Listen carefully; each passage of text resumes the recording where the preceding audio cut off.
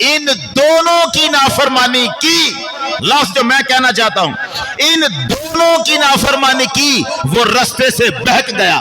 سرکار موجود تھے، آپ نے ارشاد فرمایا بیس الخطیب انتا، تو اچھا خطاب کرنے والا نہیں ہے، تو اچھی طرح گفتگو صحیح نہیں کر رہا، تو خطاب مناسب نہیں کر رہا، ایسے نہ کہ ان دونوں کی نافرمانی، بلکہ کہ کل من یعص اللہ ورسولہ، یوں کہ جس نے اللہ اور اس کے رسول کی نافرمانی کی وہ بہک گیا۔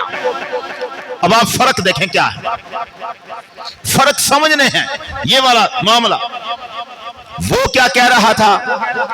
جس نے اللہ اور اس کے رسول کی فرما برداری کی ہدایت پا گیا، اور جس نے ان دونوں کی نافرمانی کی وہ بہک گیا۔ سرکار نے اس لفظ کو روکا ہے، دونوں کا لفظ استعمال نہ کر، بلکہ الگ الگ کہ جس نے اللہ اور اس کے رسول کی نافرمانی کی وہ بہک گیا۔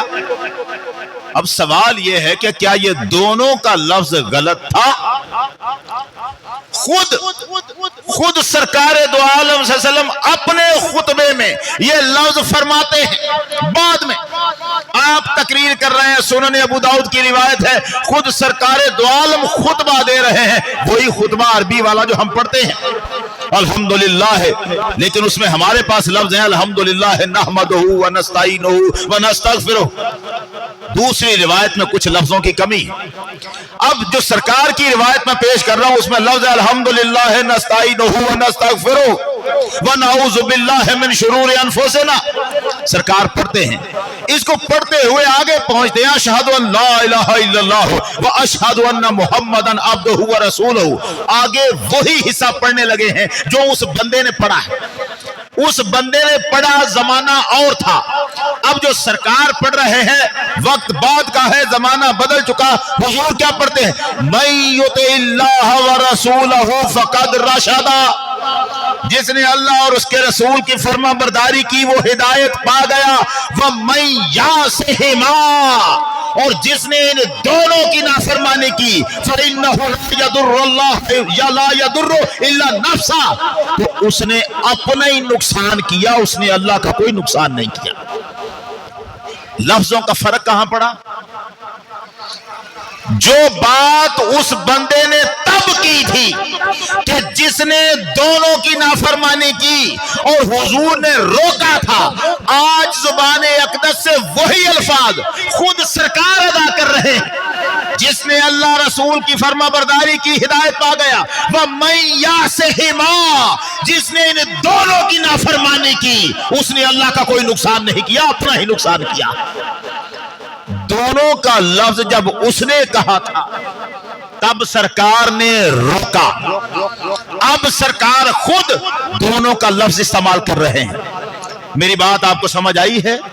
ہاں، پہلے دونوں کا لفظ استعمال کرنے والے کو روکا، اب خود سرکار دونوں کا لفظ خود استعمال کر رہے ہیں۔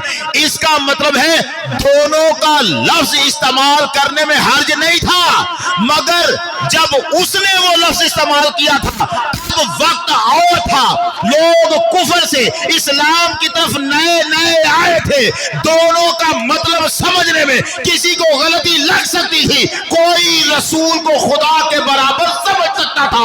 سرکار نے پہرا دیا دونوں کا لفظ استعمال نہ کرو، لیکن جب لوگوں کے دلوں میں یہ بات بیٹھ گئی محمد اللہ کے بڑے قریب ہیں، مگر محمد کا رب اور ہے، محمد اور ہے، جب توحید اللہ کی پک گئی اب خود سرکار دونوں کا لفظ استعمال کر رہے ہیں۔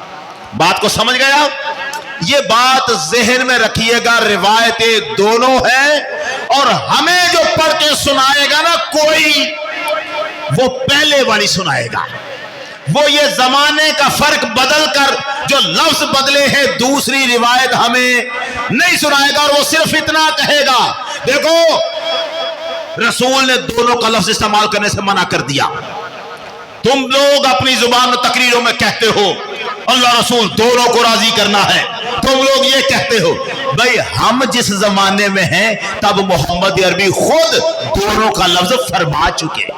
जब मना किया था तब वो बंदा दोनों का लफ्ज इस्तेमाल करता था। नया नया इस्लाम में आने वाले लोग थे, किसी के जहन में कोई गलत मतलब ना चला जाए, सरकार तौहीद को पक्का करना चाहते थे। बात समझ गए? अब दूसरी मिसाल, मिसालों को कुछ समझिएगा फिर आखिर नुक्ते पे पहुंचते हैं। मुस्लिम शरीफ के अंदर ही रिवायत है, सही मुस्लिम सही हदीस, सरकार ने फरमाया ये जो एक बंदा दूसरे को कहता है ना कि ये मेरे मौला है, गुलाम अपने आका को कहता है ये मेरा मौला। गुलाम क्या कहते थे अपने आका को? मौला। हुजूर ने फरमाया ला याकुल अब्दु li सय्यदिही मौलाया, कोई गुलाम अपने आका को मेरा मौला ना कहे, कोई गुलाम अपने आका को मौला। फ़इन्ना मौलाकुमुल्लाहु अज़्ज़ा व जल्ला, तुम सबका मौला अल्लाह है। सबका मौला कौन है? अब तुम एक दूसरे को जो कह रहे हो ये मेरा मौला है, ना कहो। कोई गुलाम अपने आका को मौला ना कहे, लफ्जों को ज़हन में रखना, ये मुस्लिम शरीफ की हदीस। कोई गुलाम अपने आका को मौला, अब यही पढ़कर कोई हमें सुना सकता है जब सरकार ने फरमाया है, हदीस तो है, कोई गुलाम अपने आका को मौला ना कहे। हमें पढ़ के सुनाने वाला कहता है तुम कहते हो हमारे अली मौला, तो हुजूर ने क्या फरमाया? कोई गुलाम अपने आका को मौला।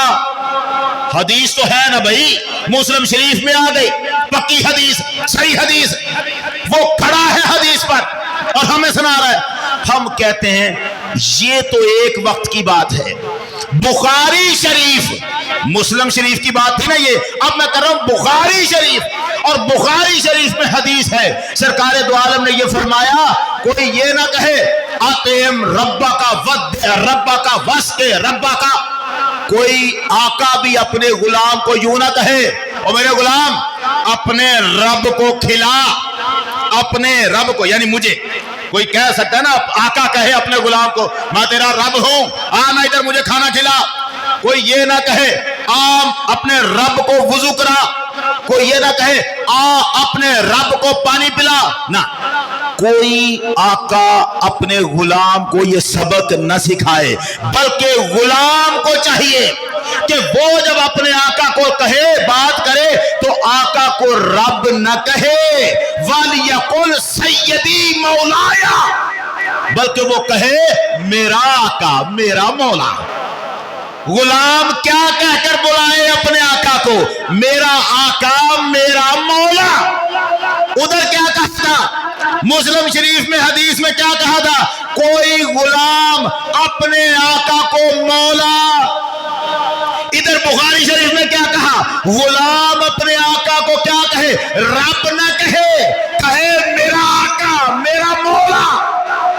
सवाल यह है, उधर कहा ना कहे, इधर कहा मौला कहे, फर्क क्या है?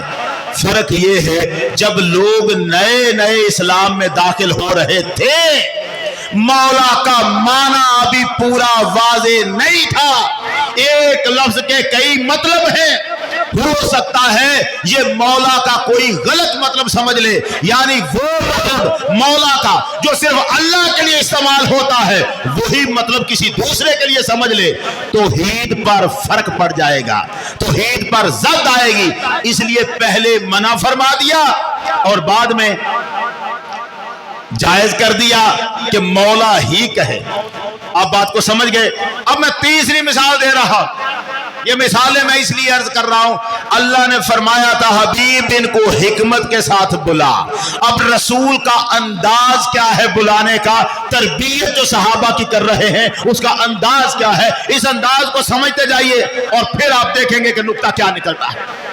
सरकार फरमा रहे हैं, आपके पास एक वफ्द आया, बनु आमर कबीले का वफ्द है, और वो हुजूर के पास आया और उन्होंने आके बड़ी अकीदत से बड़ी मोहब्बत से सरकार को पुकारा, अंत सैयदुना, अंत सैयदुना, آپ تو ہمارے سید ہیں، آپ ہمارے